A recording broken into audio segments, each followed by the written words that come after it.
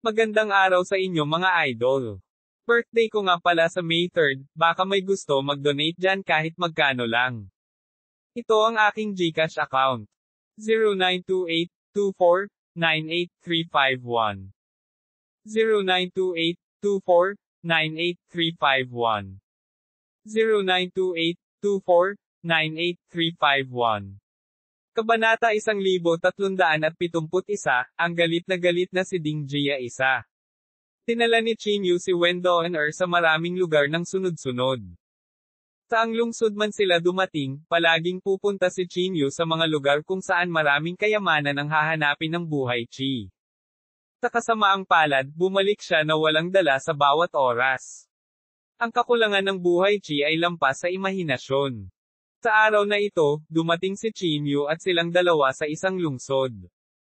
Ang lungsod na ito ay tinawag na Kingston, at ito ay isang ordinaryong lungsod. Tinala ni Chin Yu sina Wenda at Wenda sa Kingston at nakahanap ng matutuluyan pansamantala. Puntong hininga, hanggang kailan ako mabubuhay ng ganito? Hindi napigilan ni Wenda na mapabuntong hininga. Medyo nanlumo din si Chin Yu. Ang mga araw ng pagtakas ay hindi madali. Kung hindi nila mahanap ang buhay Chi, mahuhuli sila maaga o huli. Ang kakulangan ng puwersa ng buhay ay lampas sa imahinasyon. Kung hindi ko ito mahanap, kailangan kong pumunta muli sa Yang City, naisip ni Chin Yu. Sa pagkakaalam ni Chin Yu, ang Yang City at Qingyan Forest lamang ang may life force. Bagamat ang dalawang lugar na ito ay puno ng panganib, ang Chin Yu ay walang ibang paraan. Ads by Pop Future. Ano? Sa sandaling ito, biglang sumimangot si Wenda. Ano ang mali? Tanong ni Chin Yu na nagtataka. Sinabi ni Wenda sa mahinang boses, mukhang may darating. Nararamdaman ko rin.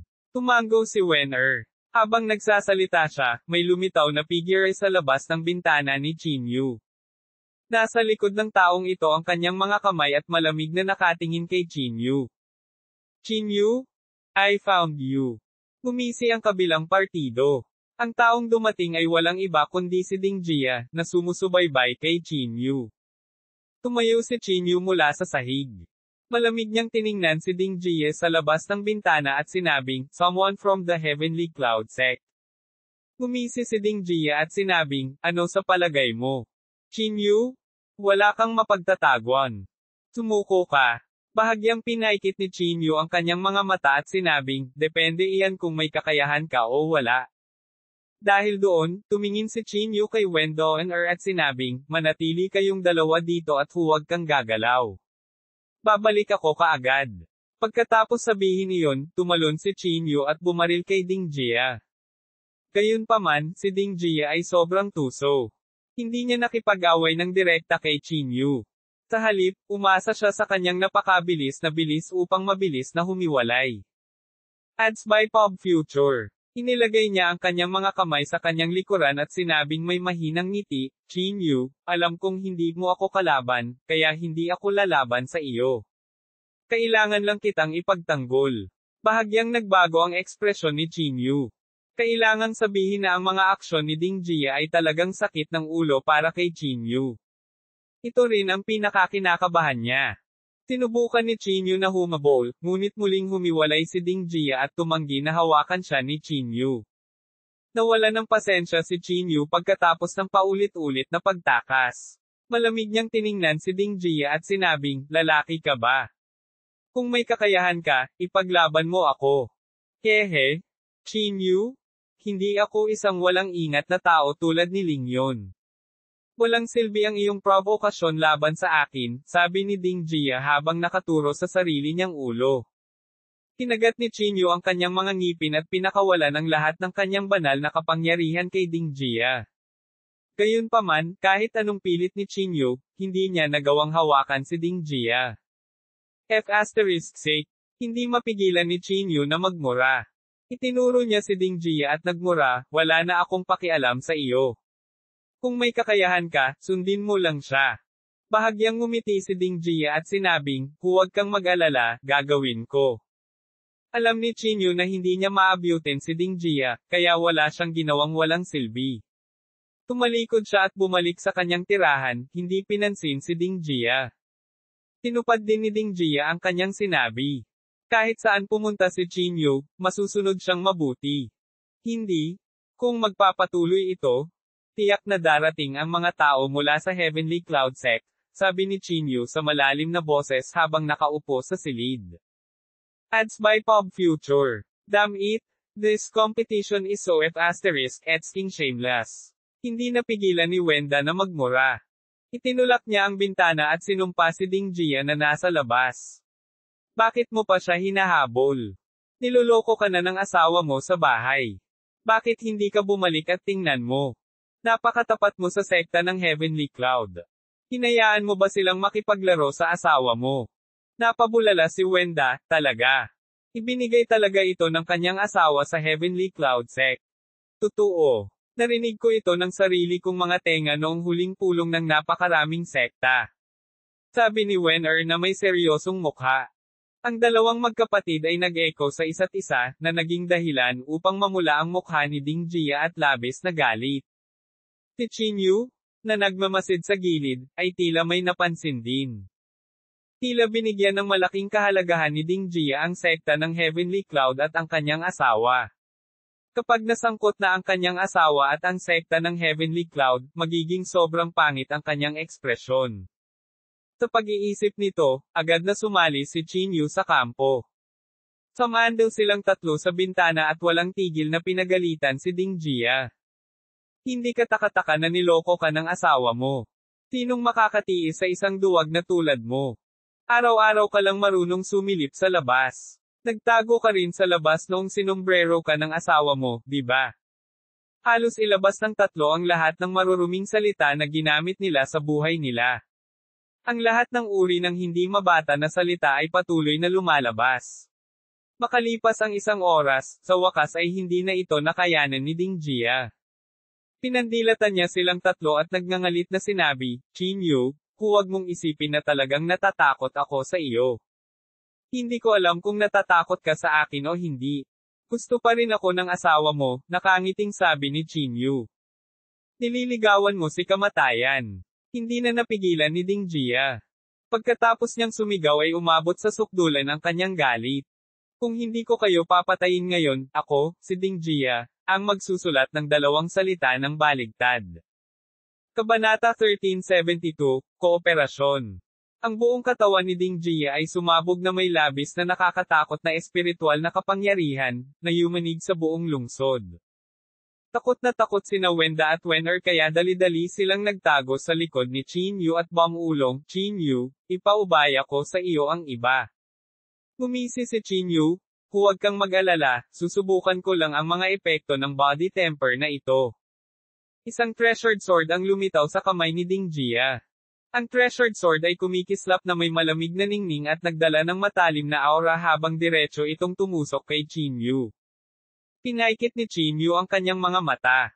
Naikuyom niya ang kanyang kamao at nagkunwaring umatake. Tinadya niyang nagsiwalat ng isang kapintasan at hinayaan ang treasured sword ni Ding Jia na tumusok sa mukha ni Qin Yu. Nang makita ito, agad na natuwa si Ding Jia.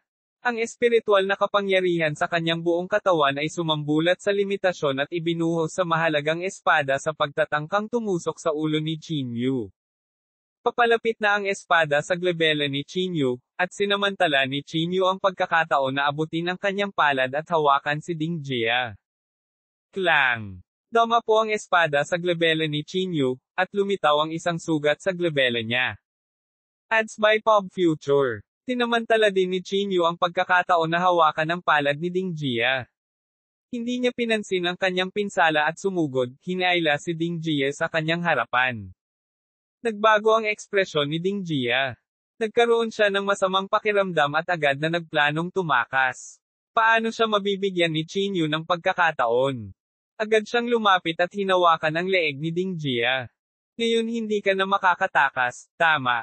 Gumisi si Qin Yu at sinabing may malamig na ngiti. Hindi maiwasang maging pangit ang ekspresyon ni Ding Jia. Hindi niya akalain na pipiliin ni Qin Yu ang gayong desperadong paraan ng pakikipaglaban. May mga bakas ng dugo na umagos mula sa pagitan ng mga kilay ni Qin Yu. Ang treasured sword ay tumagos ng kalahating sentimetro sa glabella ni Chinyu, na nag-iwan ng bakas ng sugat sa kanyang bungo. Gayunpaman, ang ganitong pinsala ay hindi maaaring ilagay sa panganib ang buhay ni Chinyu. Sa halip, nahulog siya sa panga ng isang tigre. Sinubukan ni Ding Jia na magpumiglas, ngunit natuklasan niya na ang palad ni Chinyu ay parang pang-ipit na bakal, hindi makagalaw. Kayong mga tao mula sa malalaking sekta ay tila marupok sa inyong mga puso, sabi ni Chinyu na may malamig na ngiti. Si Ding Jia ay nagngangalit ang kanyang mga ngipin. Isang maliwanag na liwanag ang biglang lumabas sa pagitan ng kanyang mga kilay, sinusubukang pilitin si Chinyu na palayo.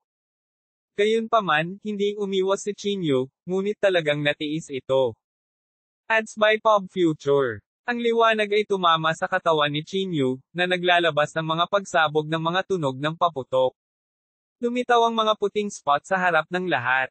Bahagyang nagbago ang ekspresyon ni Ding Jia, at pagkatapos ay ninisyon niya, no wonder kahit ang sect master ay tumitingin sa iyo. May kakayahan ka talaga. Malamig na tiningnan ni Chinyu si Ding Jia sa kanyang harapan at sinabing, hindi kita katapat. Huwag mong sayangin ang iyong lakas. Kung handa kang tulungan ako, maaari kong isipin na palayain ka. F*CQ. Dahil nandito ako, wala akong balak bumalik ng buhay. Gumisi si Ding Jia. To tell you the truth, kung papatayin mo ako, mahahanap agad ng Great Elder ang posisyon mo. Sa oras na iyon, hindi ka makakatakas. Halika at patayin mo ako. Bahagyang kumunat ang noo ni Chinyu. Ang Ding Jia na ito ay talagang tapat sa sekta ng Heavenly Cloud. Dahil dito, hindi siya kayang patayin ni Chinyu. Nag-isip sandali si Chinyu at pagkatapos ay sinabi, Ding Jia, hindi mo ba iniisip ang iyong asawa? Bah! You don't deserve to mention her. Shut up! Tilat ang mga mata ni Ding Jia at mabangis ang mukha. Hindi na kailangang mabalisa, nakangiting sabi ni Chinyu. Pag-isipan mong mabuti. Kung mamatay ka, kung gaano kalungkot ang iyong asawa. Kung mamatay ka, ang mga salitang pinagalitan namin sa iyo ngayon ay magiging totoo. Agad na naging medyo pangit ang ekspresyon ni Ding Jia. Parang hindi niya matanggap na maging tahanan ng iba ang asawa. Pagkatapos mag-alinlangan ng kalahating segundo, malamig na sinabi ni Ding Jia, huwag mong sayangin ang iyong lakas. Hindi ako gagawa ng anumang bagay na magpapabagsak sa makalangit na sekta ng ulap. Huwag kang mag-alala. Hindi kita hahayaang gumawa ng anumang bagay na magpapabagsak sa sekta ng makalangit na ulap. Ang bagay na ito ay kapakipakinabang sa akin at sa sekta ng langit na ulap, sabi ni Chinyu. Bahagyang kumunat ang noo ni Ding Jia. Tumingin siya kay Chinyu na parang hinihintay niyang magpatuloy si Chinyu. Sinabi ni Chinyu sa malalim na boses, narinig ko na ang Young Master ng Heavenly Cloud Sect ay bihirang magpakita ng kanyang mukha at halos hindi umalis sa sekta, tama ba? Malamig na sumingot si Ding Jia at sinabing, so, pinatay mo ang Young Master pagkaalis niya sa sekta. Karapat-dapat kang mamatay.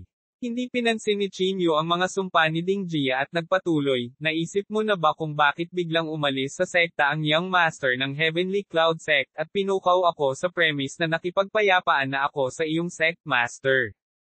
Gusto mo bang patayin siya dahil lang sa pag-provoke niya sa iyo? Galit na sabi ni Ding Jia. Umiling si Chinyu at sinabing, sa palagay ko ay may puka na ito. Natatakot ako na may sinadya itong maghasik ng alitan sa pagitan ko at ng Heavenly Cloud Sect. Nang marinig ito, si Ding Jia ay natigilan din saglit, ngunit hindi nagtagal ay napangiti siya. Ano ang gusto mong sabihin? Gusto mong manatiling malinaw sa bagay na ito? Hindi ba't ikaw o ano? Gumisi si Ding Jia. Minamaliit mo ako, Chinyu. Gumisi si Chinyu. Pinatay ko siya. Ang relasyon sa pagitan ko at ng sekta ng Tianyan ay matagal nang bumagsak sa punto ng pagyayelo. Walang posibilidad ng detent. Hinayaan ko lang na gawin mo ito dahil gusto kong linawin ang bagay na ito. Ayokong gamitin ng walang dahilan. Sa tingin ko ang iyong sect master ay magkakaroon ng parehong ideya. Kung makikipagtulungan ka sa akin, maaari mong iligtas ang iyong buhay at tulungan ang iyong leader ng sekta na malaman ang katotohanan. Bakit hindi? Kabanata 1373, Patungo sa Bundok Huaning. Natahimik si Ding Jia. Bagamat malamig pa rin ang kanyang ekspresyon gaya ng dati, may bakas ng pagtatalo sa kanyang mga mata. Halata na siya ay nahikayat ni Qin Yu. Gusto mo ang iyong sect master ay manatili sa dilim sa buong buhay niya. Kahit na sa tingin mo ay karapat-dapat akong mamatay, hindi ba dapat ang taong nasa likod nito ay karapat-dapat na mamatay? Malamig na tanong ni Qin Yu. Huminga ng malalim si Ding Jia. Malamig niyang tiningnan si Qin Yu at sinabing, maaari kong ipangako sa iyo, ngunit hayaan mong sabihin ko sa iyo, sasabihin ko pa rin ang iyong posisyon sa sect master. F***CQ. Why are you so shameless? Hindi napigilan ni Wenda na lumapit at pag-alitan siya. Hindi pinansin ni Ding Jia sina Wenda at Wen-er. Sa halip, tinitigan niya si Qin Yu sa harap niya. Pinigay ni Qin Yu ang kanyang mga kamay at sinabing, syempre. Mag-ayos ka. Upang sabihin sa iyo ang totoo, nagpadala na ako ng isang tao upang ipaalam sa dakilang elder ang iyong lokasyon. Naniniwala ako na hindi magtatagal bago dumating ang dakilang elder dito, patuloy ni Ding Jia. Bahagyang kumunat ang noo ni Qin Yu. Tinansya niya na ang lugar na ito ay hindi malapit sa sekta ng Heavenly Cloud. Malamang na magtatagal bago dumating ang dakilang elder. Kaya naman, binitawan ni Qin Yu si Ding Jia at sinabing, tandaan, pagmasdan mo pa si Elder Bai. Siya ang pinakamalaking sospek. Tumingin si Ding Jia kay Qin Yu sa harap niya at sinabing, talaga bang pakakawalan mo ako? Mga ad ng Pop Future. Pilasan mo at mawala ka. Ikinumpas ni Wen-er ang kanyang kamay at sinabing. Gumuso si Ding Jia. Hindi na siya nagsalita at tumalikod na para umalis. Pagkaalis niya, nagmamadaling tumingin si Qin Yu kina Wenda at Wen-er. Mag-impake ka na. Tara na. Medyo nag-aalala ang tono ni Qin Yu. Saan tayo pupunta? Naguguluhang tanong ni Wenda. Sinabi ni Qin Yu, sa bundok Huaning para hanapin si Juwo. Hindi ba nag-iisa si Tita Juwo? Hindi naintindihan ng magkapatid ang intensyon ni Qin Yu. Tumigil si Qin Yu sa kanyang ginagawa, sinabi niya sa malalim na boses, napag-isipan ko na. Ang dahilan kung bakit tayo mahahanap ni Ding Jia ay dahil sa inyong dalawa. Makuha niya ang iyong aura at hanapin ang posisyon ko. Sa makatuwid, kailangan nating lumipat ng hiwalay. Ibinuka ni Wenda ang kanyang bibig at magsasalita na sana, ngunit naputol ito ni Qin Yu sa pamamagitan ng pag-wave ng kanyang kamay. Ipapadala kita sa Mount Huaning. Sa oras na iyon, aalis ako kaagad. Ang target ng Heavenly Cloud Sect ay ako. Hindi kayo mahalaga. Naniniwala ako na hindi sila tatakbo sa Mount Huaning alang-alang sa dalawang hamak na tao, malamig na sabi ni Qin Yu. Tila naintindihan ni Wenda at Wen-er ang ibig sabihin ni Qin Yu. Then what about you? Nakasimangot na tanong ni Wenda. Huwag kang mag-alala. Wala akong pagbabago sa espiritual na enerhiya sa aking katawan. Hindi mahirap para sa akin na itago, sabi ni Qin Yu. Mga ad ng Pop Future. Huwag ka nang mag-aksaya pa ng oras. Aalis na tayo. Wenda at Wen-er ay hindi nang ahas na mag-aksaya pa ng oras. Agad silang sumunod sa likod ni Qin Yu at mabilis na umalis sa lugar. Ang Mount Huaning ay hindi masyadong malayo mula rito. Sa suporta ng hangin na humahabol sa bisiro, gumugol sila ng maikling 2 araw upang makarating sa paanan ng Mount Huaning. Isa itong mataas na bundok na napapaligiran ng mga ulap at ambon. Ito ay tila isang makalangit na palasyo. Hindi kailanman inaasahan ni Qin Yu na ang masuwayen at masuwayen na si Juwo ay maninirahan sa ganoong lugar na may ganitong masining na paglilihi. TSK. Hindi talaga mahuhusgahan ang isang libro sa pabalat nito, na pabuntong hininga si Qin Yu. Gusto ni Tita Juwo ang mga bulaklak. Ang bundok Huaning ay natatakpan ng mga bulaklak, sabi ni Wenda. Agad namang umakyat sa bundok ang tatlo. Sa sandaling makarating sila sa tuktok ng bundok, nakita nila ang 2 kabataang humaharang sa dinadaanan ni Qin Yu. Ang 2 kabataan ay isang lalaki at isang babae. Nakasuot sila ng mga puting damit at may hawak na treasured sword sa kanilang mga kamay. Mayroon silang mga mesla na katangian. Si Lord Juwo ay nag-iisa. Mangyaring umalis, malamig na sabi ng binata. Itinuro ni Qin Yu sina Wenda at Wen-er at sinabing, sila ang mga apo ni Wen Wanji. Gusto nilang pumunta dito para magkubli sa loob ng ilang araw. Nang marinig ito, hindi napigilan ng pares ng mga kabataan na sumimangot. Halatang kilala nila si Wen Wanyi. Ngunit si Master Jiao ay nag-iisa, kaya hindi komportable na makipagkita sa mga panauhin, mas malumanay ang tono ng binata. Kinulong ni Chinyu ang kanyang mga kamay at sinabing, huwag kang mag-alala. Hindi nila aabalahin ang pag-iisa ni Jiao. Tapat na basta manatili sila rito. Ito. Natatakot ako na hindi tayo makapagpasya. Ang kabataan ay mukhang lubhang nagkakasalungatan. Napangiti si Chinyu at sinabi, kung may mangyari, ako ang mananagot. Huwag kang mag-alala. Tiyak na papayag si Tita Juo, sabi din ni Wen Doan-er. Nang makita ito, ang binata ay tumango lamang at nagsabi, sige. Ngunit dapat mong tandaan na hindi mo dapat abalahin ang pagtatanim ni Lord Juo. Huwag kang mag-alala. Tinapik ni Wen Doan-er ang kanyang dibdib at sinabing. Pagkatapos paalisin silang dalawa, hindi na nanatili si Chinyu. Agad siyang tumalikod at sumugod patungo sa Yang City. Ang bulubundukin sa Yang City ay maaaring ang huling pag-asa ni Chinyu. Kahit na siya ay talagang natuklasan ng mga tao ng Heavenly Cloud Sect, si Chinyu ay nakakapagtago pa rin sa bulubundukin. Tekta ng langit na ulap. Ang unang elder ay mabilis na sumugod sa Kang City. Ayon sa ibinigay na lokasyon ni Ding Jia, naamoy niya ang aura ni Wen Doan-er. Umalis na sila, sabi ng attendant sa tabi niya.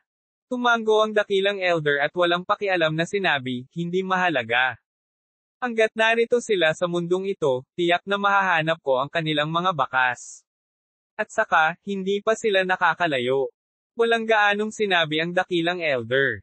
Agad niyang pinakawalan ang kanyang malakas na espiritual na pakiramdam at nagsimulang hanapin ang mga bakas na naiwan ni Wen Doan-er. Gaya ng inaasahan, ang dakilang elder, na ang espiritual na pakiramdam ay napakalakas, ay mabilis na nakuha ang mga aura na iniwan ng 2 taong ito. Kabanata 1374, Bundok Huaning. Ang dakilang elder ay nagpakita ng kakaiba at mapagmataas na ngiti sa kanyang mukha. Tingnan natin kung saan ka tatakbo. Ikinumpas ng dakilang elder ang kanyang kamay at pinalayo ang ilang tao. Tinundan niya ang aura ni Wen Doan-er at hinabol sila hanggang sa tuluyan, ngunit habang naglalakad sila, mas napagtanto nilang may mali. Great Elder? Ang rutang ito? Tila ang ruta ng Mount Huaning. Sumimangot ang isang disipulo sa gilid at sinabi. Natural na nakita din ito ni Great Elder. Malamig niyang sinabi, natatakot ako na nakatakas sila sa bundok Huaning. Kung gayon, kailangan pa ba nating pumunta? Ang nakakasakit kay Juo ay hindi isang matalinong pagpili. Go! Siyempre kailangan na nating umalis. Gumisi si Great Elder. Hindi pa banggitin ang pagkakasala kay Juo. Kahit na masaktan nila ang lahat sa mundo, ang Heavenly Cloud Sect ay kukuha pa rin ng Chinyu sa pagkakataong ito. Napakabilis, nakarating ang grupo sa paanan ng Mount Huaning. Sa pangunguna ng unang elder, umakyat sila sa bundok Huaning. Saktong pag-akyat nila sa bundok, mabilis na lumabas ang 2 batang katulong ni Juo. Stop! Hawak ng binata ang isang mahalagang espada sa kanyang kamay at sumigaw ng malakas. Ito ang tirahan ni Lord Juo. Walang sino man ang pinapayagang lumampas dito. Malamig ang ekspresyon ng unang matanda. Huminga siya ng malalim at sinabing, ang 2 kong kaibigan, wala kaming ibang intensyon. Nandito lang kami para hanapin si Chinyu. Umaasa kaming magtulungan kayong 2 at ibigay siya. Bastos. Naglakas loob kang pumunta sa bundok ng Huaning para hilingin siya. Agad na nagalit ang binata. Malamig na sinabi ng unang elder, ako ang unang elder ng Heavenly Cloud Sect. Si Chinyu ay may matinding puot sa atin. Sana ay hindi mabaygo kayong 2 na pahalagahan ang aming kabaitan. Wala akong pakialam kung sino ka. Sa anumang kaso, bawal kang pumasok dito. Malamig na sabi ng binata. Pinaikit ng unang elder ang kanyang mga mata at sinabing, paano kung pumasok tayo? Pagkatapos ay subukan mo. Ang 2 kabataang lalaki ay nag-pose at naghanda na harapin ang pag-atake anumang oras. Sinabi ng unang elder na may bahagyang panunuya, huwag mong isipin na hindi ko alam na si Juo ay nasa closed door cultivation na. Hinding-hindi mo ako mapipigilan. Bahagyang nagbago ang mukha ng dalawa, at bakas ng solemnidad ang sumilay sa kanilang mga kilay. Kung pipilitin mong makapasok, tiyak na hindi ka ililigtas ni Lord Juwo pagkatapos niyang lumabas sa closed-door cultivation. Sabi ng batang babae na may malamig na tono. Iyan ay para sa hinaharap. Pag-usapan natin ito sa hinaharap. Bumantong hininga ang unang elder. Pagkatapos, ikinaway niya ang kanyang kamay at sinabi, hanapin mo siya. Sa sandaling ito, lumabas sina Wenda at Wenner mula sa loob.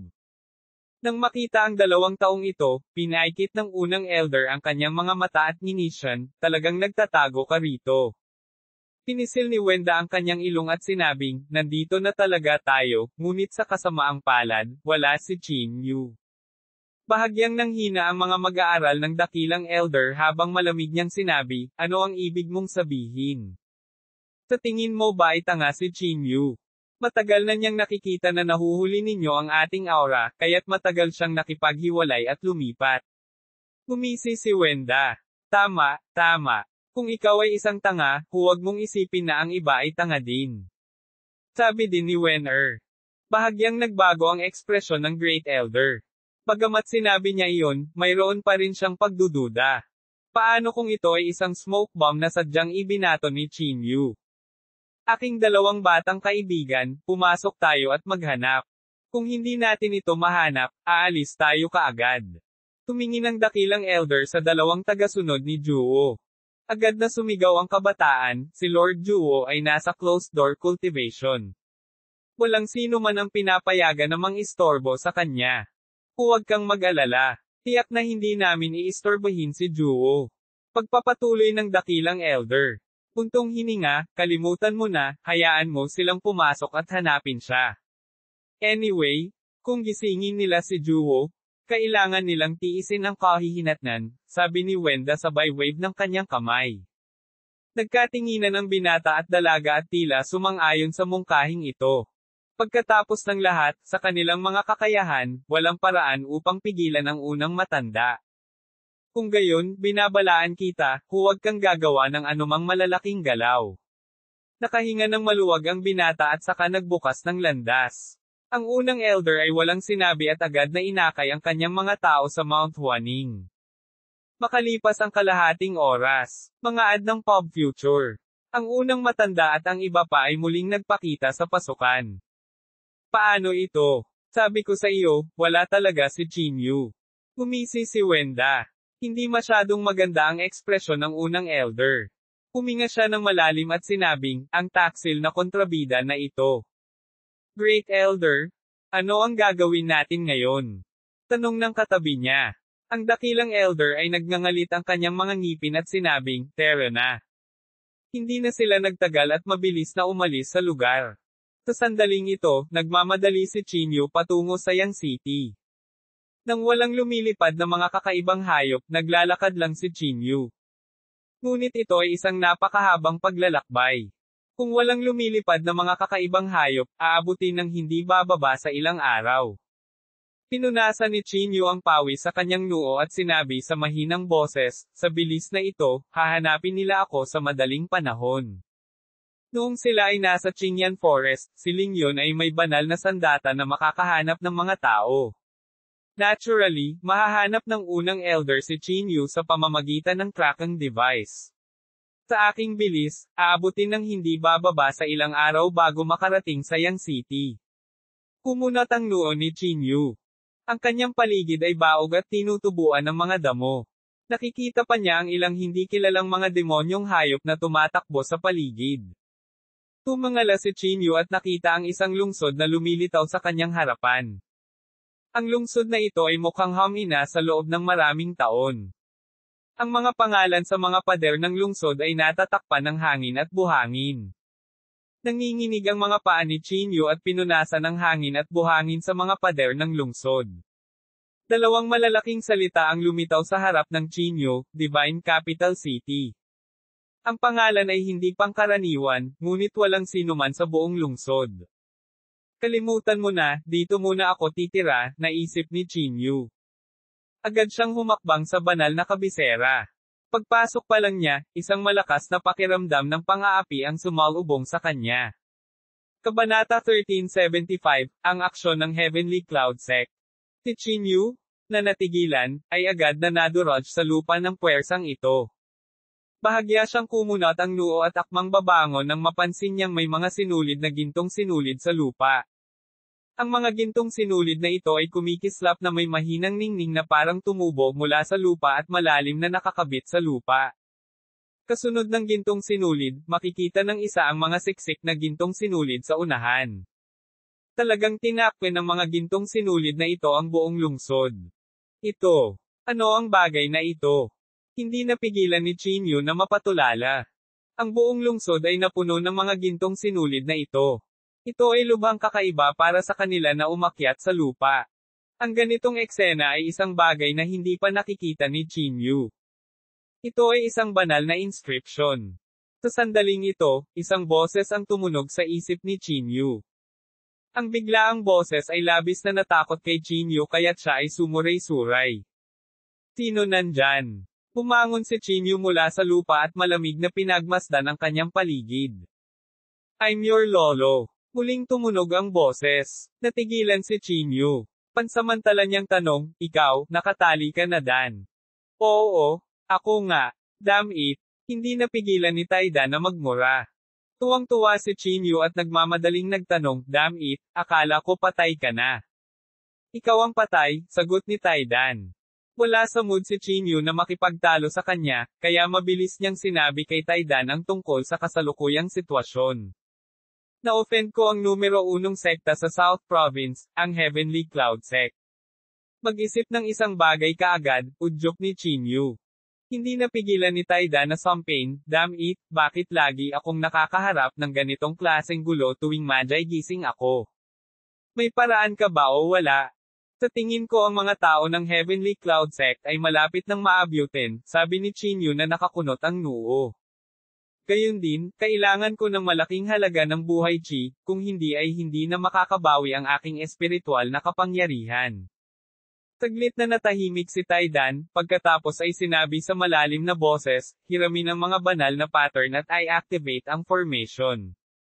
Kung hindi ka makakatagpo ng top-tier cultivator, hindi ka magkakaroon ng problema sa pagprotekta sa iyong sarili. Divine Patterns. Yan ba ang pattern sa ilalim ng paa mo? Tanong ni Chinyu. Ads by Pop Future. Tumango si Taidan at sinabing, ipaubaya mo sa akin ang inisyatiba ng iyong katawan. I-activate ko ang formation. Kumunot ang noo ni Chinyu at sinabing, sigurado ka bang kapakipakinabang ito? Ang sekta ng Heavenly Cloud ay puno ng malalakas na cultivator, at mayroong hindi mabilang na mga eksperto. Paano mo mapoprotektahan ang iyong sarili gamit lamang ang banal na pattern na ito? Malamig na bumantong hininga si Taidan at sinabing, alam mo ba ang pinagmulan ng mga banal na pattern? Iyan ang mga pattern ng daw na nakuha ng mga mahuhusay na magsasaka sa yugto ng kapigatian. Hindi sila isang bagay na maihahambing sa isang makapangyarihang tagapagsaka. Hindi masama ang iyong swerte. Bagamat hindi kumpleto ang banal na inscription na ito, maaari pa rin itong protektahan ang isang lungsod. Ang nakakalungkot lang ay kung bubuhayin ko itong banal na inscription, malamang na mahimbing na naman ako. Nang marinig ito, agad na tinanggihan ni Chinyu ang mungkahi ni Taidan. Kahit nabuhayin ko ang banal na inscription na ito, makukulong pa rin ako dito. Kung gayon hindi ko na mababawi ang aking espiritual na kapangyarihan sa natitirang bahagi ng aking buhay, kaya wala itong kabuluhan. Umiling si Chinyu. Nagtatakang nagtanong si Taidan, alam mo ba kung gaano kahalaga ang isang lungsod na puno ng mga banal na inscription? Hindi ko ito kailangan. Gaano man ito kahalaga, wala itong kabuluhan, sabi ni Chinyu na may mapait na ngiti. Kalimutan mo na ito. Mabilis tayong umalis sa lugar na ito. Gusto kong pumunta sa Yang City para hanapin ang aura ng buhay. Dahil doon, tumalikod si Chinyu at umalis sa banal na kabisera, nagpatuloy sa kanyang pagpunta sa Yang City. Matapos mabawi ang Iron Egg, si Chinyu ay maaaring ituring na may kasama. Matagal na akong nasa banal na rehiyon, ngunit hindi ko pa nagawang itaas ang aking lakas. Napaka-tragic. Hindi napigilan ni Chinyu na mapabuntong hininga. Mayroong walang katapusang mga kayamanan sa banal na rehiyon, at lahat ng uri ng mga mapagkukunan ay hindi mabilang. Gayunpaman, bago mabawi ni Chinyu ang kanyang espiritual na enerhiya, wala siyang nagawa. Dahil dito, labis siyang ayaw. Lumipas ang isa pang 2 araw.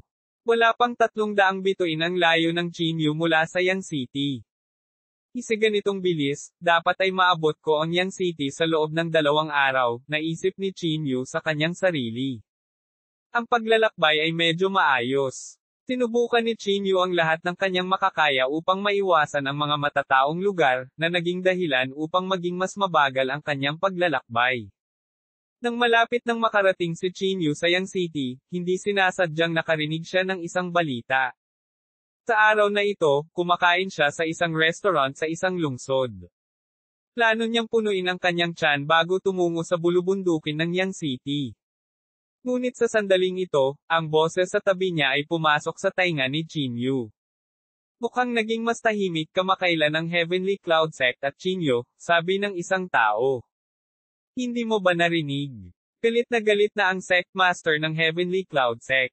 Mas gugustuhin niyang isakripisyo ang lahat para mahanap si Chinyu. Manam, sumuko na daw ang Heavenly Cloud Sect sa paghabol kay Chinyu dahil masyadong inefficient. Nabalitaan ko na ang isa sa mga kaibigan ni Chinyu ay nasa Heavenly Cloud Sect pa rin. Sabi nila gusto nilang pumunta si Chinyu sa Heavenly Cloud Sect para aminin ang parusa niya. Kung hindi, papatayin nila ang lahat ng kaibigan niya. Patayin silang lahat. Anong ibig mong sabihin? Baka marami pa ring kaibigan si Chinyu sa Heavenly Cloud Sect.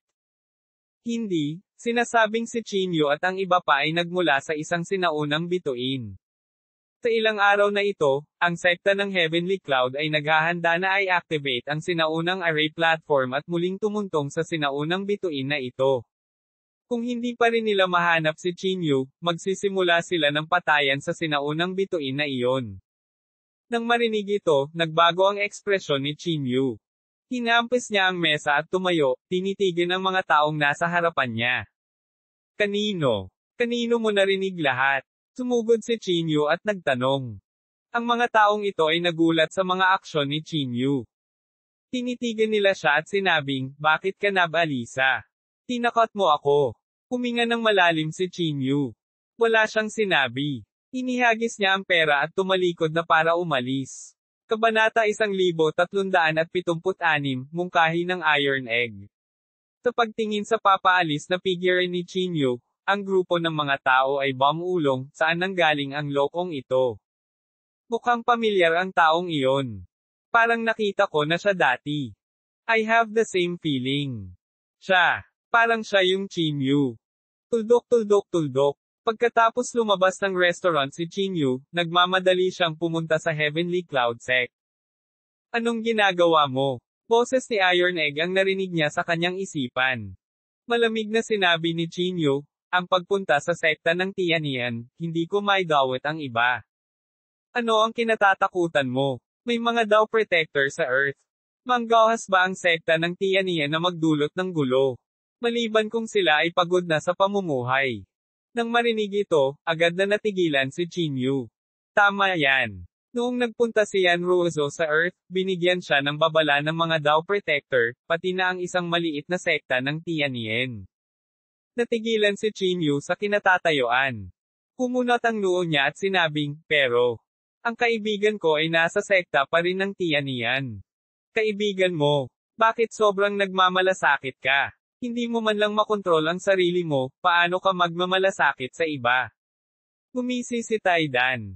Kapag malakas ka na, maaari kang pumunta at ipaghiganti sila.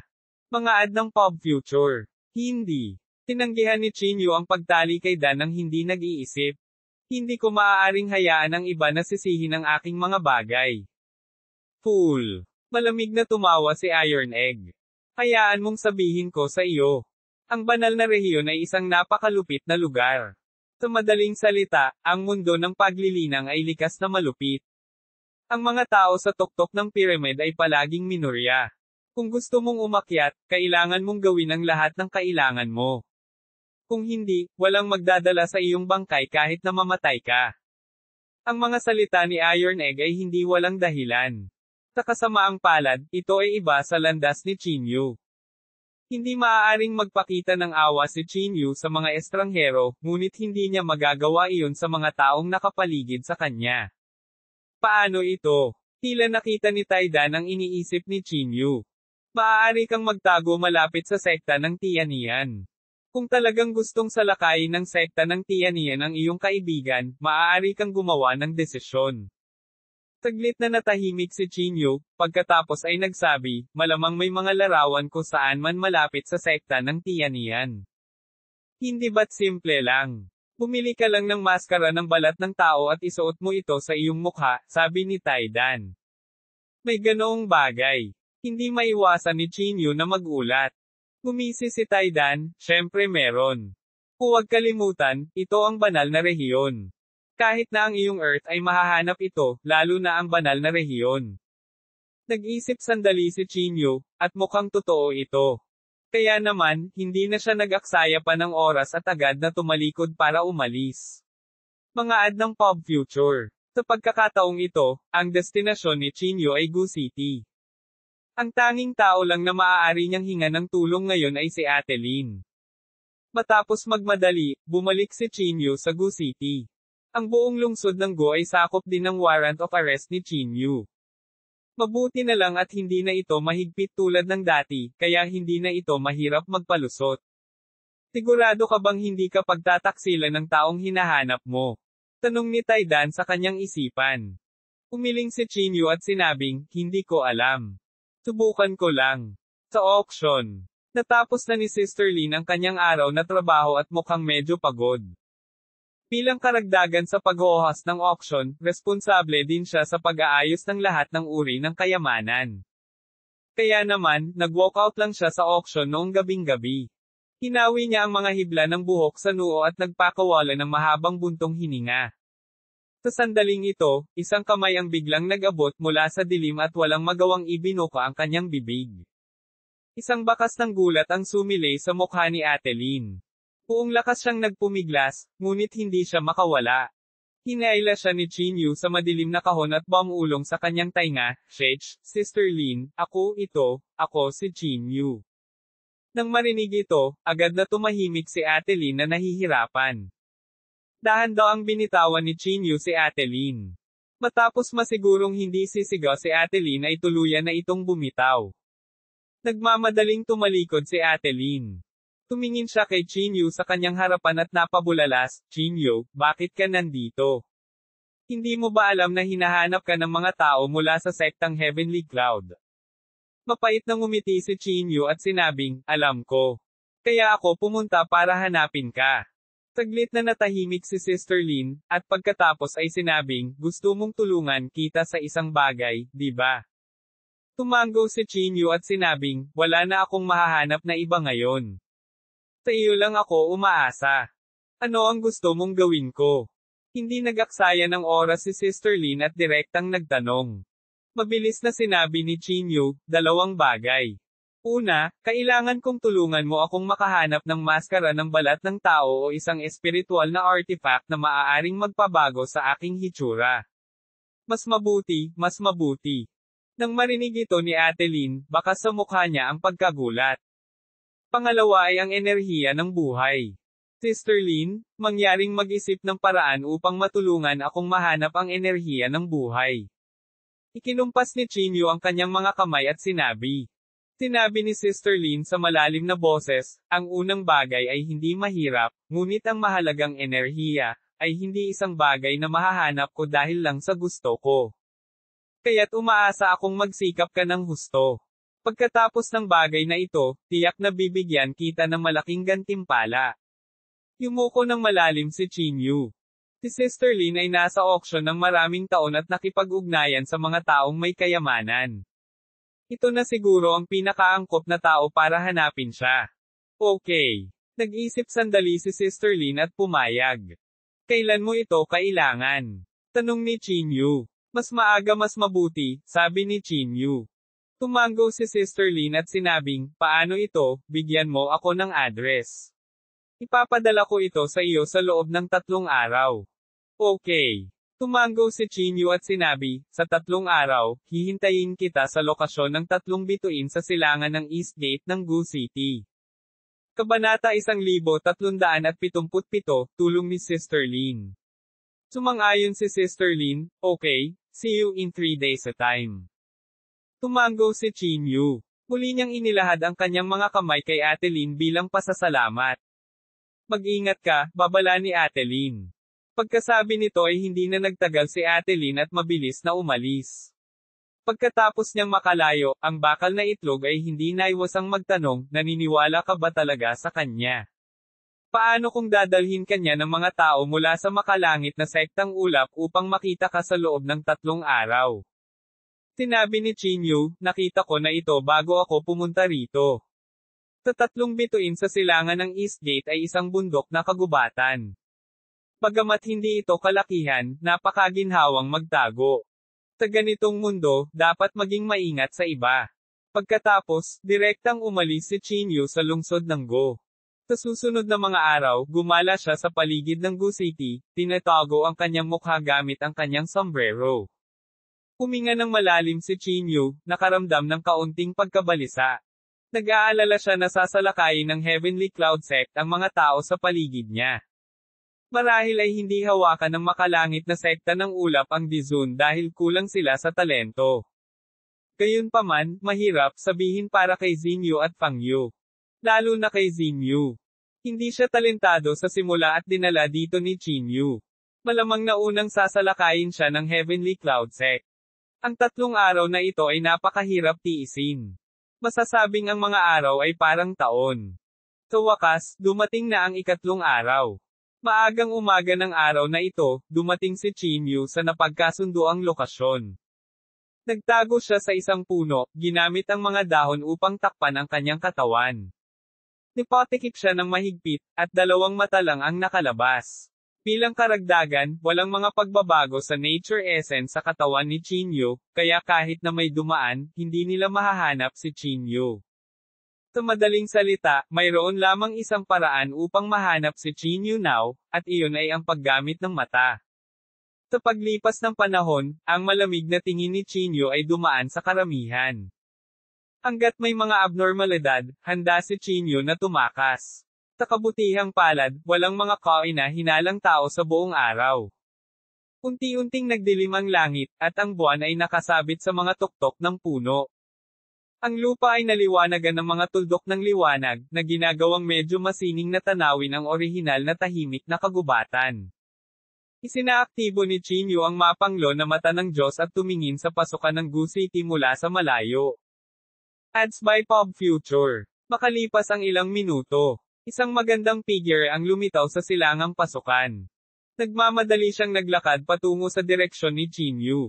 Bawat 2 hakbang ay lumilingon siya para tingnan, parang natatakot na may sumunod sa kanya. Hindi mahina ang lakas ni Sister Lin, mas malakas siya kaysa kina Wenda at Wen-er. Sa kanyang espiritual na kahulugan, nadiskubre niya ang mga tao sa dilim. Makalipas ang halos kalahating oras, sa wakas ay dumating na si Ate Lin sa paligid. Tumingin siya sa paligid, halatang hinahanap ang figure ni Chinyu. Ngunit hindi nagmamadaling bumaba si Chinyu, sa halip, nagplano siyang maghintay. Nakahanap na lang ng mauupuan si Ate Lin. Paminsan-minsan, tumingin siya sa malayo, nakatingin sa figure ni Chinyu. Hanggang sa tumayo si Ate Lin at aalis na sana si Chinyu ay tumalon pababa mula sa kagubatan at lumapag sa harap ni Ate Lin. Ate Lin, pasensya na. Late ako, sabi ni Chinyu na may nakakahiyang ngiti. Inilibot ni Sister Lin ang kanyang mga mata kay Chinyu at sinabing, late ka na ba, o hindi ka naniniwala sa akin? Natigilan si Chinyu, pagkatapos ay ngumiti ng mapait at sinabing, wala talaga akong mate atago kay Ate Lin. Nasa isang espesyal na sitwasyon ako ngayon, kaya kailangan kong mag-ingat. Patawarin mo ako, Sister Lin. Well, kung sinisisi kita, matagal na kitang hindi pinansin, nakangiting saway ni Ate Lin.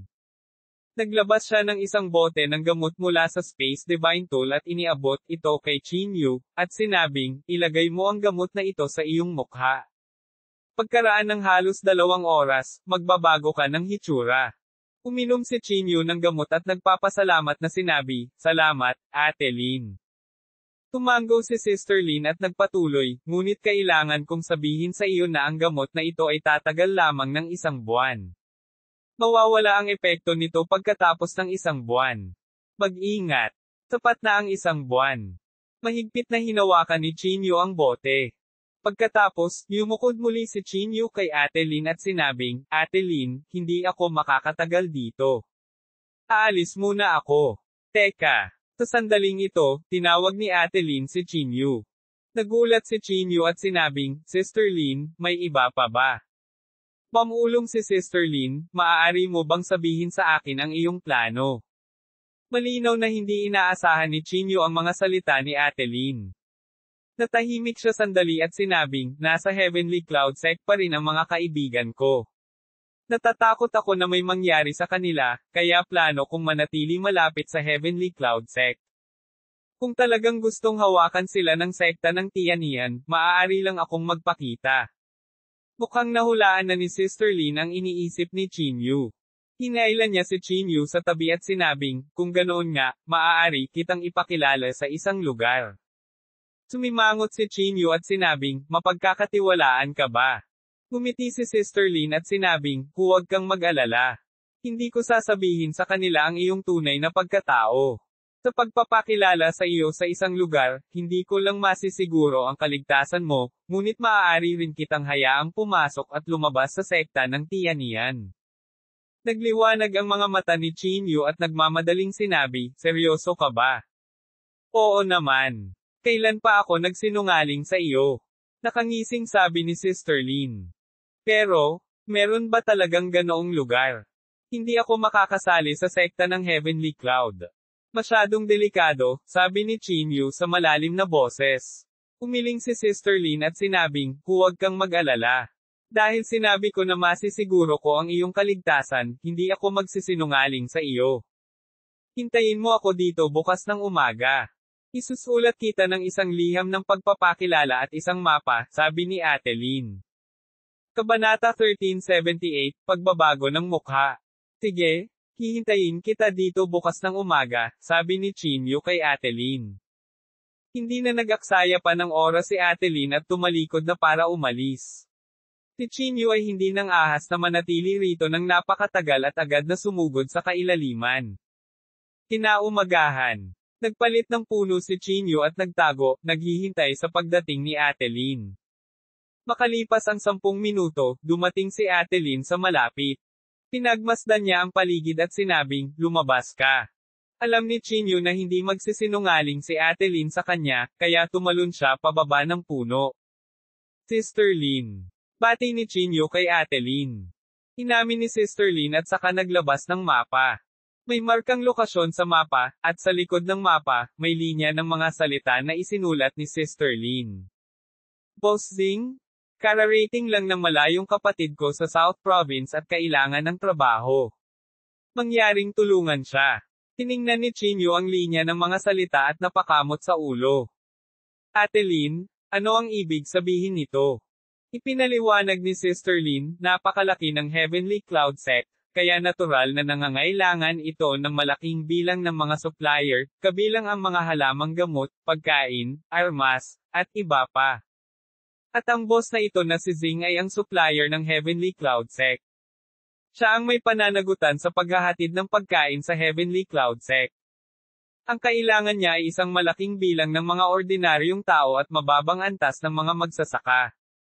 Hindi maiwasan ni Chinyu na tumingin kay Boss Zing sa gulat, puno ng pagtataka ang mga mata nito.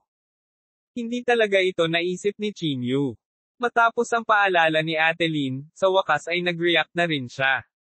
Kung saan mayroong mga tao, mayroong isang merkado, kahit na sa walang kamatayang mundo ng paglilinang. Sister Lin, salamat. Itinaas ni Chinyu ang kanyang mga kamay kay Ate Lin.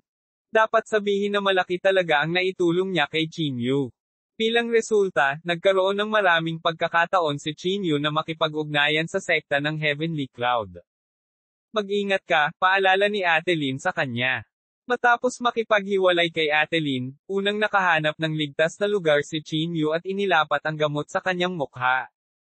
Nakatayo siya sa tabi ng ilog, tahimik na naghihintay sa pagbabago ng kanyang hitsura. Talaga bang gumagana ang bagay na ito? Hindi napigilan ni Chinyu na umungol ng mahina habang nakaupo sa tabi ng ilog. Sa sandaling ito, naramdaman ni Chinyu ang pananakit ng kanyang mukha, tulad ng isang maskara na sinusubukang magkasya sa kanyang mukha. Si Chinyu ay nagmamadaling tumayo mula sa lupa. Ibinaba niya ang ulo para tingnan ang refleksyon ng mukha niya sa tubig. Hindi niya maiwasang magmukhang gulat. Nakita niya na ang refleksyon ni Chinyu ay nagbago ng kanyang hitsura. Kung ikukumpara sa dati, ang hitsura na ito ay lumitaw na lubhang katamtaman. Itapon man ito sa gilid ng kalsada, walang sumisilip dito. Mga ad ng Pop Future. Hindi ito pangit, at hindi rin maganda. Ito ay napaka-ordinaryo na hindi ito maaaring maging mas karaniwan. Damn, sobrang pangit. Mas pangit pa kaysa dati, saway ng bakal na itlog. Iba ang opinyon ni Chinyu. Hinawakan niya ang hindi pamilyar na mukha at ngumiti. Hindi masama. Ito ay sinadya upang maging isang stealth. Masyadong gwapo o sobrang pangit, hindi magandang bagay. Sa ganitong mukha, sa tingin ko ay walang makakakilala sa akin, naisip ni Chinyu sa sarili. Sa sandaling ito, sinabi ni Taidan, huwag kang masyadong maasahin sa mabuti. Kung may makakita sa iyong primordial spirit, malalantad ka rin. Napabuntong hininga si Chinyu at sinabing, okay lang. Walang sino man ang titingin sa ganoong ordinaryong mukha. Dahil doon, hindi na nag-aksaya pa ng oras si Chinyu. Una siyang pumunta sa Gu City upang tingnan ang paligid gamit ang mukha na ito.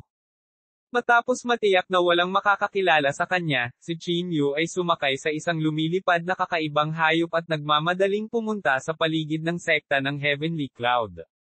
Ang sekta ng Heavenly Cloud ay napakalayo mula sa Gu City. Kahit na umarkila si Chinyu ng isang lumilipad na kakaibang hayop, aabutin pa rin ito ng ilang araw. Habang nasa daan, naubos ni Chinyu ang 3 lumilipad na kakaibang hayop hanggang sa mamatay bago niya ginamit ang pinakamaikling oras upang marating ang paligid ng sekta ng Heavenly Cloud. Ito ang pangalawang beses na dumating si Chinyu sa paligid ng sekta ng Heavenly Cloud. Ang una niyang nakita ay ang malaking gate ng bundok ng sekta ng Heavenly Cloud. Mga ad ng Pop Future. Ang buong sekta ay itinayo sa isang mataas na bundok, 12 ng metro ang taas kaysa sa nakapalibot na lugar, na para bang ipinapahayag ang mataas at makapangyarihang katayuan ng Heavenly Cloud Sect. Sa pagtingin sa mga salitang, sekte ng langit na ulap, na nakasabit sa mga ulap, hindi napigilan ni Chinyu ang pagkayam ng kanyang mga kamao. Mas mabuting pigilan mo ang iyong layuning pumatay. Sa sandaling ito, paalala ni Taidan sa kanyang isip. Kung ayaw mong malaman, mas mabuting pigilan mo ang iyong sarili. Huminga ng malalim si Chinyu at pinigilan ang layunin ng pagpatay sa kanyang puso. Pagkatapos, kumuha si Chinyu ng mapa at sinundan ang lokasyon ng mapa sa supplier. Ang supplier ay tinawag na Fenglo, na nasa paanan ng bundok ng Heavenly Cloud Sect. Ang buong isang Fenglo ay napakalaki. Bukod sa pagbibigay ng makalangit na sekta ng ulap, ito rin ay isang napakasikat na lokal na restoran. Sinasabing karamihan sa mga elder ng sekta ng Tianyan ay pupunta rito upang kumain kapag nakatanggap sila ng mga bisita. Inayos ni Chinyu ang kanyang mga damit at pagkatapos ay pumasok sa Anfeng Restaurant. Pagkapasok niya sa pinto ay mabilis na tumakbo ang waiter. Sir, anong gusto mong kainin? Nakangiting sabi ng waiter. Magalang na sinabi ni Chinyu, inirekomenda ako ng isang kaibigan na magtrabaho dito. Nang marinig ito, agad na nawala ang ngiti sa mukha ng waiter nang walang bakas. Wait here. Kinawian ng waiter ang kamay niya. Tumango si Chinyu at humanap ng random na lugar na mauupuan. Habang naghihintay si Chinyu, may biglang pumasok. Elder Bai, nandito ka na. Nakita ng waiter ang taong ito at mabilis na tumakbo. Nang marinig ito, biglang nagbago ang mukha ni Chinyu. Huwag kang kabahan. Panatilihin ang iyong kalmado, o ang mga tao ay maghinala sa iyo. Ang iyong mukha ay hindi na kay Chinyu, kaya hindi na kailangang kabahan, paalala ng bakal na itlog sa kanya. Kabanata 1379. Paalam, Kuya Bai. Tandaan mo, pigilan mo ang iyong layuning pumatay, muling paalala sa kanya ng bakal na itlog. Sumang-ayon si Chinyu at natural at mapagbigay na tumingin sa upuan ni Kuya Bai. Si Elder Bai ay nagniningning na ngayon sa pagmamalaki. Puno ng mga ngiti ang mukha niya na ikinagagalit ng mga tao. Kuya Bai, mangyaring pumunta sa ikalawang palapag. Ilan ang tao ngayon? Tanong ng waiter. Diretsyong naglakad si Elder Bai sa ikalawang palapag. Habang naglalakad siya, sinabi niya, 8 tao. Dalhin mo sa akin ang lahat ng iyong masasarap na alak at mga pinggan. Okay. Tabik na tumakbo ang waiter sa kusina. Nang makitang maginhawang namumuhay si Kuya Bai, nakaramdam si Chinyu ng hindi maipaliwanag na galit sa kanyang puso. Sa sandaling ito, lumabas ang isang nasa katanghaliang gulang na lalaki na malaki ang tiyan at maayos ang pananamit. Ang lalaking ito ay kumikinang sa mga alahas, nababalutan ng ginto, at naglalabas ng aura ng isang lokal na tycoon. Siya ay walang iba kundi ang may-ari ng isang fenglo, si Boss Zing. Lumapit si Boss Zing sa Chinyu at nakasimangot. Gusto mo bang magtrabaho dito? Mabilis na kinuha ni Chinyu ang sulat ni Ate Lin at ibinigay ito kay Boss Zing. Pagkatapos ay sinabi niya, hiniling ako ni Sister Lin na sumama. Sister Lin. Sister Lin mula sa Gu City Auction. Kinuha ni Boss Zing ang mapa. Tama. Tumango si Chinyu. Nang marinig ito, agad na lumambot ang mukha ni Boss Zing. Ngumiti siya at sinabing, ano ang relasyon mo kay Ate Lin? Well, isa siya sa mga kapatid ko, pagsisinungaling ni Chinyu. Nang marinig iyon ni Boss Zing, mabilis niyang hinaila ang kamay ni Chinyu at sinabing, kung gayon ay isang pamilya tayo. Gutom ka ba? Magpapaluto ako sa kusina ng para sa iyo. Kinawian ni Chinyu ang kanyang kamay at sinabing, hindi na kailangan, Boss Zing. Nandito ako para magtrabaho. Pakiayos ng trabaho para sa akin. Walang problema. Anong uri ng trabaho ang gusto mong gawin? Sabihin mo lang sa akin. Tinapik ni Boss Zing ang kanyang dibdib at sinabing. Saglit na nag-isip si Chinyu at pagkatapos ay mataktikang nagpahiwatig, gusto ko ang kalayaan, at ayoko na nakakulong ako sa iisang lugar buong araw. Sa tingin ko, ang trabahong tulad ng pagiging waiter ay talagang hindi angkop para sa akin. Inilibot ni Boss Zing ang kanyang mga mata at sinabing, gusto mo bang lumabas? Oo, masyado akong mapaglaro, kaya ipinakilala ako ni Ate Lin sa isang trabaho, mahinahong sabi ni Chinyu. Hinaila ni Boss Zing si Chinyu sa likod bahay ng isang fenglo. Itinuro niya ang sekta ng Tianyan at nagtanong, nakapunta ka na ba roon? Agad na tuwang-tuwa si Chinyu. Ads by Pop Future. Pinigilan niya ang excitement at nagkunwaring gulat. Iyan ba ang palasyo ng langit? Tumawa si Boss Zing at sinabing, oo, iyan ang palasyo ng langit. Paano na? Gusto mo bang pumasok? Oo. Hindi pa ako nakakita ng ganoong gusali. Paulit-ulit na tumango si Chinyu. Hindi masabi ang kanyang pananabik. Tinapik ni Boss Zing ang balikat ni Chinyu at sinabing, aayusin ko ito para sa iyo saglit.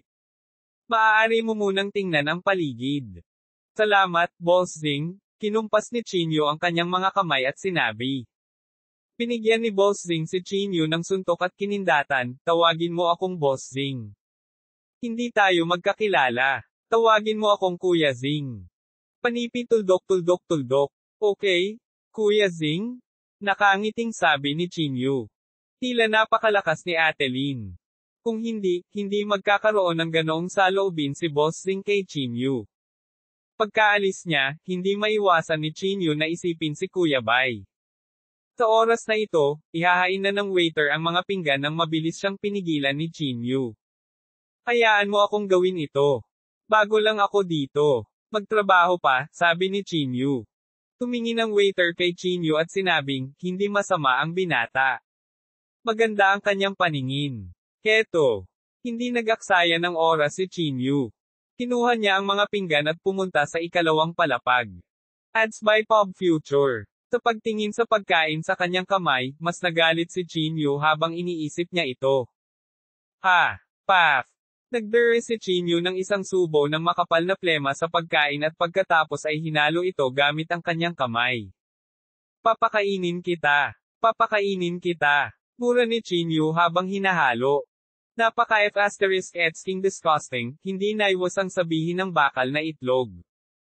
Gumuso si Chinyu at sinabing, wala lang akong sapat na oras. Kung hindi, kailangan kong magdagdag ng **T dito.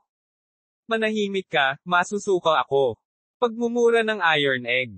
Tinala ni Chinyu ang pagkain hanggang sa ikalawang palapag at natagpuan ang silid ni Kuya Bai. Pagkapasok sa pinto, nakita niya ang 9 na tao sa silid. Umupo si Elder Bai sa pangunahing upuan at tila nagyayabang. Kuya Bai, kailangan kong hilingin sa iyo na alagaan mo ako sa hinaharap. May isang taong yamakap sa kanyang mga kamay kay Kuya Bai. Kinawian ni Elder Bai ang kanyang kamay at sinabing, huwag kang mag-alala. Nahuli mo ba si Chinyu? Tanong ng isang tao. Umiling si Elder Bai at sinabing, ang Chinyu na ito ay sobrang tuso. Hindi magiging madali ang paghahanap sa kanya. Hindi ba ang Heavenly Cloud Sect ang naglabas ng balita? Kung hindi siya sumipot, papatayin nila ang kanyang mga kaibigan. Talaga bang hindi magpapakita si Chinyu na ito? May nagtanong pa. Bahagyang bumantong hininga si Elder Bai at sinabing, mayroon nga kaming intensyon na ito, ngunit sa kasamaang palad, pinrotektahan kami ni Dizun, kaya hindi pa kami kumikilos. Kung hindi, napatay namin ang mga taong iyon at inilantad sila sa publiko. Nang marinig ito ni Chinyu, hindi niya maiwasang mapabuntong hininga. Makikita na napakataas ng posisyon ni Dizun sa Heavenly Cloud Sect. TSK Sok. Mukhang Dizun talaga ang Sect Master. Napabuntong hininga ang isang katabi niya. Bahagyang tumango si Elder Bai at sinabing, tama. Si Dizun ang pinakatalentadong tao sa buong Heavenly Cloud Sect simula nang itatag ito. Sinabi ng Sect Master na siya ay magiging isa sa pinakamalakas na tao sa mundong ito sa hinaharap. Kabanata 1380, Pangungutya. Malinaw na narinig ni Chinyu ang mga salita ni Elder Bai mula sa gilid. Noon, nakapunto si Dizun ng 71 punto sa batong pagsubok ng Diyos. Ito ay talagang nakakagulat. Gayunpaman, ang pagsubok ng Diyos na testing stone ay hindi 100% tumpak. Maaari lamang itong gamitin bilang isang screening. Maraming mga tao na nakakuha ng mataas na marka sa bato sa pagsubok ng Diyos ay may katamtamang mga resulta. Ngayon na ang Heavenly Cloud Sect ay nagbigay ng labis na pansin kay Dizun, sapat na upang ipakita na si Dizun ay nagpakita ng superhuman na talento sa kanyang kasunod na paglilinang. So, wala kang balak na patayin sila? May nagtatakang tanong. Kinawian ni Elder Bai ang kanyang kamay at sinabing may mahinang ngiti, hindi. Sumang-ayon kami sa Dizun pansamantala, ngunit hindi naman sa hinaharap. Dahil hindi natin sila pinapatay ay hindi nangangahulugan na hindi sila aalisin ng iba. Elder Bai, ano ang ibig mong sabihin? May pagdududa na nagtanong. Gumuso si Elder Bai at sinabing, bilang mga disipulo ng sekta, natural na kailangan nating lumabas para magkaroon ng karanasan. Pagdating ng panahon, aayusin na lang natin silang pumunta sa Green Rock Forest. Kung mamamatay sila, hindi natin kasalanan. Ngunit alam ng sino mang may matalinong mata na ito ang kalooban ng Heavenly Cloud Sect. I see. Magaling talaga si Elder Bai. Pagyayabang ng lahat. Ads by Pop Future. Sa labas ng pinto, naging itim ang mukha ni Chinyu. Agad siyang nagluwa ng ilang subo pa ng phlegm sa plato. Itinulak niya ang pinto at pinapasok ang pagkain sa kamay niya. Tinulyapan ni Elder Bai si Chinyu at walang anumang espesyal na reaksyon. Dahil dito, bahagyang gumaan si Chinyu. Pagkalabas ng silid, ang mukha ni Chinyu ay nanlamig at nanlamig. Mukhang kailangan kong gumawa ng paraan para mailabas sila sa lalong madaling panahon, naisip ni Chinyu sa sarili. Sa sandaling ito, dumating ang waiter. Hoy, bakit nandito ka pa? Hinahanap ka ni Boss Zing. Sabi ng waiter. Pumayag naman si Chinyu at saka nagmamadaling pumunta sa likod bahay.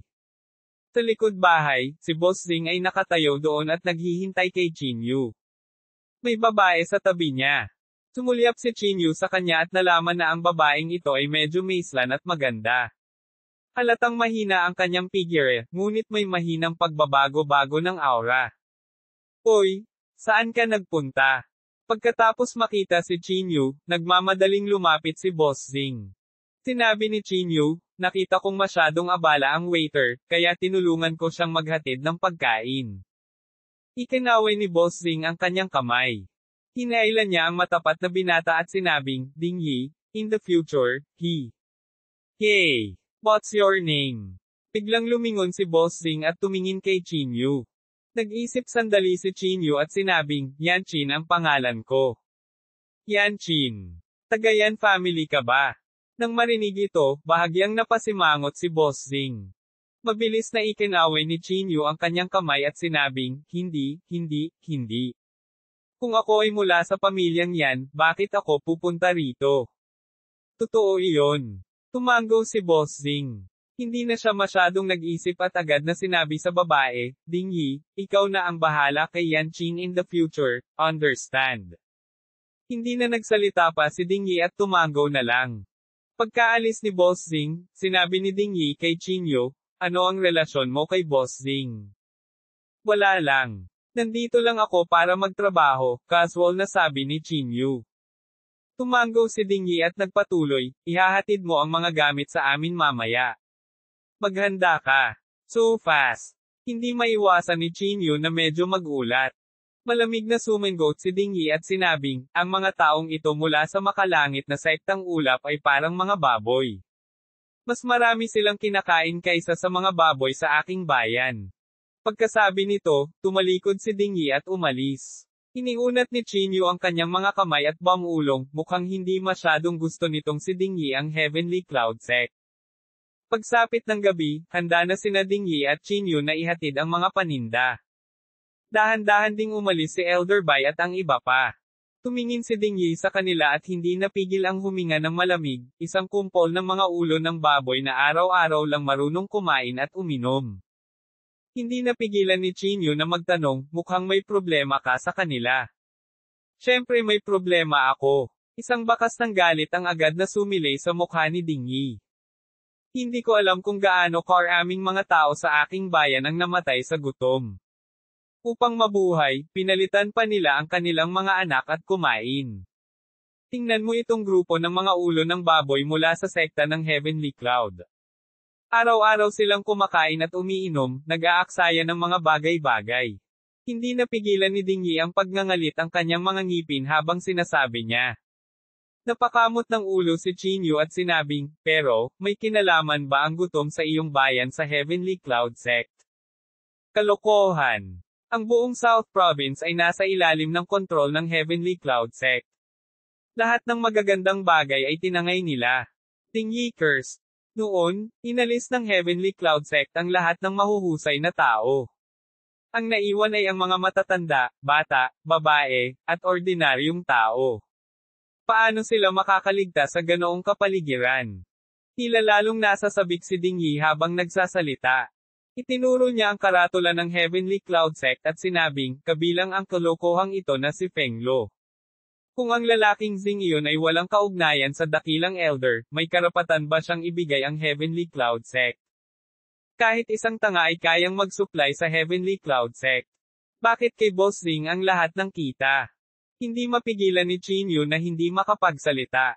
Hindi niya inaasahan na may ganitong secular na bagay na mangyayari sa banal na rehiyon. Ang mundong ito ay hindi patas sa simula. Malamig na ngumuso si Ding Yi. Pagkasabi niya nito ay naglakad na siya patungo sa bodega. Mukhang mapang-uyam itong si Ding Yi, napabuntong hininga si Chinyu. Pagkatapos, sinundan niya si Ding Yi sa bodega, handang maghatid ng mga paninda sa sekta ng Tianian.